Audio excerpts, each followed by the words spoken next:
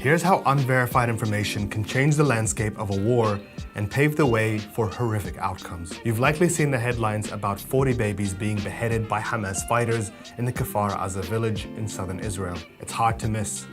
It's everywhere. It's been carried by a number of reputable news outlets, repeated on live TV by powerful political figures, and featured on the front cover of British newspapers. The only problem is there's so far no proof to the story. Any party that kills people or strikes at people where it's more probable than not that it will hit a civilian target, I condemn them. And that's why I condemn the IDF. Because when they strike, they know that it's more probably than not going to hit civilian targets. They know that the majority of civilians, or the majority of people that are going to be affected, are civilians. We know that from the various operations that have been conducted. We know that because now in Gaza you find that there is a blockade, as you know, for 17 years, but also they're stopping them from electricity, water, which is a war crime under Geneva 4 of the Geneva Convention, Protocol 4 of the Geneva Convention. So this is something I'm surprised you didn't actually mention to the ambassador. Well, I did mention it. You didn't say it's a war crime. Well, I think it's an arguable point whether it's a war crime. Okay, let me ask you now then. They are saying Israel, at the moment, Israel is adamant they are not breaching war crimes, right? It will be determined. But if we could, well, it will be determined whether that's the case. No, sorry. That's incorrect. Mohammed, let me make a point to you back on that. I think surely we can agree that what happened on October the 7th was a war crime. I mean, when people are taking grandmothers and executing them, kidnapping young children, when they're killing babies in their cribs, we can agree that's war crime, right? Okay, babies. Can we? Surely, of course, 100%. Right. But babies in the crib. Sorry, what was the evidence for that? You don't believe that happened? Sorry, CNN, the White House, Sky News, which you work for, all say. I don't work for Sky News. Well, your thing. I did work at CNN. I saw one reporter who retracted it because she wasn't sure about the source. It's unconfirmed by the White House. But then the Daily Telegraph and the Jerusalem Post and other sources then did publish pictures, CNN, which indisputably show babies have been killed. I never really thought that I would see and have confirmed pictures of terrorists beheading children. I never thought I'd ever, anyway. Here's how unverified information can change the landscape of a war and pave the way for horrific outcomes. You've likely seen the headlines about 40 babies being beheaded by Hamas fighters in the Kfar Aza village in southern Israel. It's hard to miss.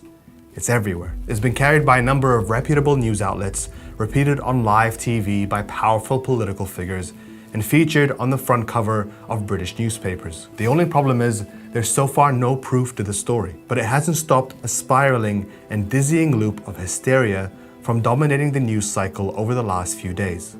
So how did it spread?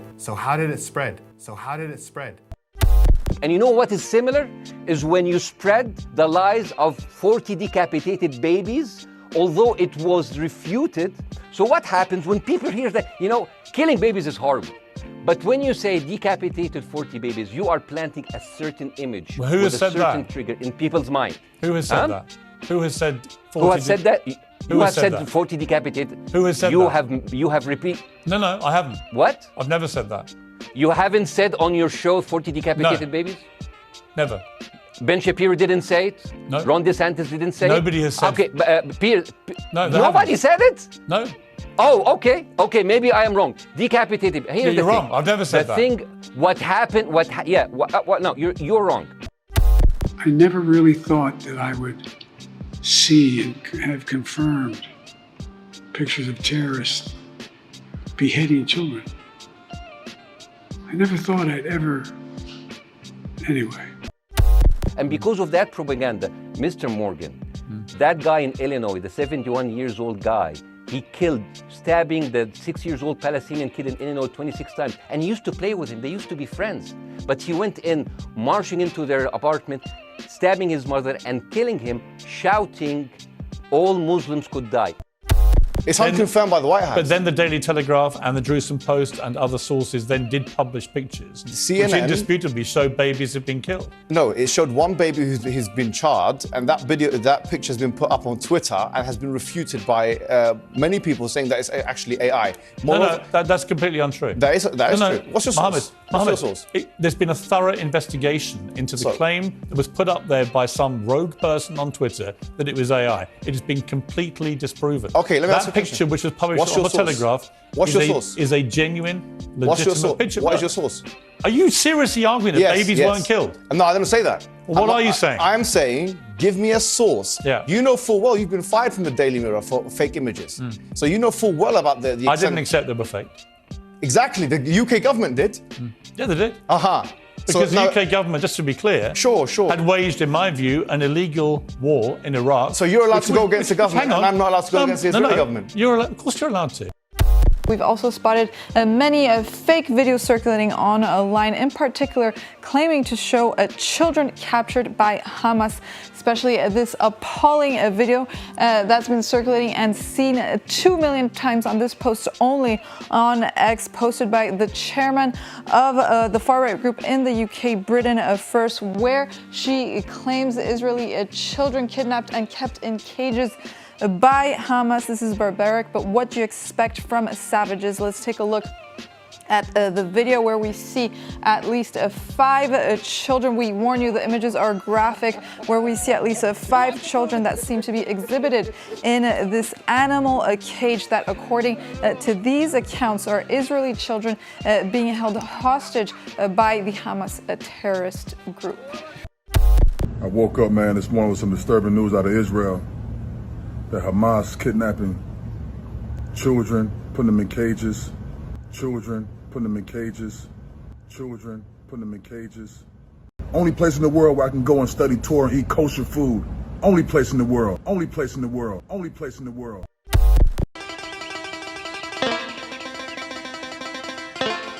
I don't know why we leaving Mouse's house. He been good to us. He feed us on Saturday, clothes us on Sunday, and then beat us on Monday. Or was it Tuesday? I don't know. Jasper, I just want to go out of the house again. Jasper? What? Jasper, don't you want freedom? We going to Promised Land. The Promised Land. Promised Land? Disturbing videos, that is undeniable. What do you have on the origin of the videos? Well, Mark, contrary to the claims, these videos do not show Israeli children captured by Hamas. We found the original video was in fact published on a TikTok account a few days before the Hamas attack. It was actually posted on this TikTok account on October 4th. These screenshots were taken by Israeli fact checkers at a Fake Report, who also point out that this account that posted this video was later deleted by TikTok. Others, different contexts have also been attributed to this same video, as some users claim that what we see in this video are Palestinian children held in Israeli detention centers. This is obviously fake. Others claim that this video actually shows images from Syria in 2015. Whatever the context is, the lack of information on this video certainly leaves it up to interpretation. Unfortunately, we do not have more information on this video, on the exact origin. We can only confirm that it was posted on October 4th, so 4 days before the attack on Israel on October 7th, and therefore this video has nothing to do with the current situation in Israel or Gaza. I was making the point that if you're allowed to go against the government in their classification of an image, then if you have pro-Palestinian activists who are saying, actually, we need to see a source, shouldn't they be entitled to that? The Daily Telegraph published on page 3. Should they be entitled to that, yes or no? You're talking about, the Daily Telegraph said they had independently verified the picture, Mohammed. No, excuse me. If you're saying that their verification is wrong... No, excuse me. Primary source in academia, I know you've done a journalism degree, which is, frankly, it's not relevant to what we're talking about here anyway. Probably is to journalism, yeah. No, it's not to this conflict, but we academics require primary source evidence in order to make it. The Daily Telegraph said. Evidence? The Daily Telegraph said they verified the picture. That's a secondary source. Fine. You may say that's a secondary source. You may say that's a secondary source. Well, you may say you don't think it's genuine. I don't. I don't see people in the Middle East as savages. You are one of the good ones. But what I would say is, I'm not talking about you. You're great. No, it's not about me You're being amazing. great. We love you. It's about the way Hamas behaved on October the 7th was like savages, like a pack of savages. It was the worst atrocity against Jewish people since the Holocaust. There has to be, of course, there has to be a response. They should be eradicated. My question to you is, notwithstanding the history, Bassem, what is the proportionate response? But I don't know, but there's no Hamas in the West Bank and they're still dying there. So what's your excuse? I don't have any excuse. Okay, what's your explanation? Sorry, my earpiece went down. Listen, I don't make any pretense that this hasn't been a massive problem between Palestine and Israel going back to the mid-40s. We all know this, right? Piers, listen.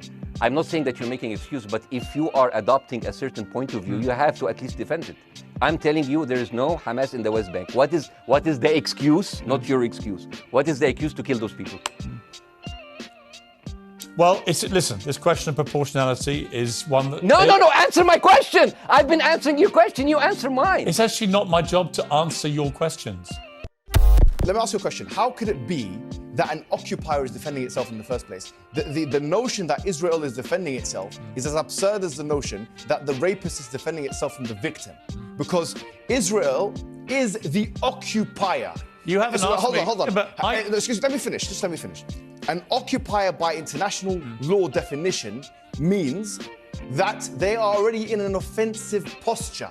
If they're in an offensive posture, if someone brings you to Piers Morgan, grabs you by the thing, throws you into your bathroom, you're in your bathroom, you're screaming and they're eating food, having a good time. One day you come out of your bathroom, you try and fight one of them, who's defending who from who? Mohammed, how can you self-defend when you're occupying? Answer me this question. Let me speak now. No, but answer the question. Let me speak. Answer the question first. Fine, I'm going to speak. Yeah. Let me answer. Yeah. I believe that Israel's made a number of bad choices. That's not answering my question. Wait, I'm telling you what I think. You're not answering my question. Telling you what I think. Sure, go ahead. Okay? I don't think Israel's been perfect at all, right? You said they had the moral high ground. I think a lot of the decisions Israel's taken are wrong. I think Benjamin Netanyahu, by the way, his attempts to usurp the power of the Supreme Court this year in Israel has been a complete disaster. Do you condemn them from killing civilians or not? I do not. I will defend them this week. Yes or no? Wait. Yes or no? I will defend them this week in defending themselves against one of the worst terror attacks ever. So you can kill civilians for that? You can target Hamas. Can you target? No, hold on. And if Hamas, the controlling, governing, ruling body in Gaza, hide amongst the public, this is a false. Members of the public will die. You're talking about fallacies. This is called the Moat and Bailey fallacy, which is that you're trying to defend one controversial idea by using another. It's Moat and Bailey fallacy. You can check it up in your own time. The point is this. I'm not asking you whether Israel has a right to defend itself. We've already said of the logical and legal impossibility. The logical and legal impossibility of an occupying power according to international law of actually defending itself because it's already... Let me finish. It's already in an offensive posture. Now I'm saying this. If it is the case, you're just saying it's defending itself against Hamas. Is the only way to defend itself against Hamas by dropping bombs in the most densely populated area, one of the most densely populated areas in the world? Is that the only way? Here's how unverified information can change the landscape of a war and pave the way for horrific outcomes. You've likely seen the headlines about 40 babies being beheaded by Hamas fighters in the Kfar Aza village in southern Israel. It's hard to miss. It's everywhere. It's been carried by a number of reputable news outlets, repeated on live TV by powerful political figures, and featured on the front cover of British newspapers. The only problem is there's so far no proof to the story. No proof to the story. No proof to the story. What's your thoughts? Please be respectful with your comments. Also, please click the like, click the notification bell, and subscribe to this channel. Listen, Genesis chapter 11 verse 10 explains the genealogy of Shem. Shem was a black man in Africa. If you repeat this back, Genesis 14 verse 13, Abraham steps on the scene. Being a descendant of Shem, which is a fact, means Abraham too was Abraham, born in the city of a black man, called Nimrod, grandson of Ham. Ham had 4 sons. One was named Canaan. Here, let me do some explaining. Abraham, Isaac was the... Jacob had 12 sons, for real, and these were the children of Israel. According to Genesis chapter 10, these were the children of Israel. According to Genesis chapter 10, these were the children of Israel. According to Genesis chapter 10.